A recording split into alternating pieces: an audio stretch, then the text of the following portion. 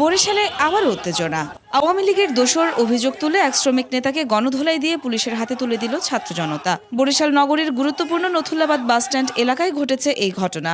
মঙ্গলবার রাত 8:30টার দিকে বরিশাল ঢাকা মহাসড়কে উত্তেজনাকর পরিস্থিতির সৃষ্টি হয়। প্রত্যক্ষদর্শী ও স্থানীয় সূত্রে জানা যায়, বরিশাল কেন্দ্রীয় নথুল্লাবাদ বাস শ্রমিক ইউনিয়নের সহসভাপতি শাহাদাত হোসেন লিটনকে আওয়ামী লীগের দালাল আখ্যা দিয়ে ঘিরে ধরে ছাত্র জনতা। সামাজিক যোগাযোগ মাধ্যমে ছড়িয়ে পড়া ভিডিওতে দেখা যায়, স্লোগান দিতে দিতে তাকে মারধর করা হয়। পরিস্থিতি নিয়ন্ত্রণে আনতে নথুল্লাবাদ পুলিশ বক্সে দায়িত্বরত এক পুলিশ সদস্য তাকে হেফাজতে নেয়। পরে তাকে এয়ারপোর্ট থানায় নিয়ে যাওয়া হয়।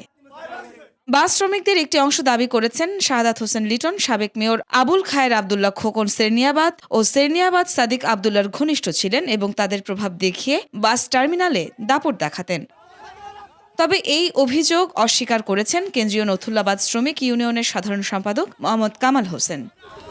এয়ারপোর্ট থানা ওসি মিজানুর রহমান জানিয়েছেন, ছাত্র জনতা লিটন নামে এক শ্রমিক নেতাকে পুলিশের কাছে সোপর্দ করেছে। তার বিরুদ্ধে কোনো মামলা আছে কিনা তা যাচাই করা হচ্ছে। এই বিষয়ে বুধবার সিদ্ধান্ত নেওয়া হবে। ঘটনার ভিডিও ইতিমধ্যে সামাজিক যোগাযোগ মাধ্যমে ভাইরাল হয়েছে। তবে পুরো বিষয়টি রাজনৈতিক উত্তেজনা, ভুল বুঝাবুঝি নাকি অন্য কিছু তা পরিষ্কার হবে তদন্তের পর।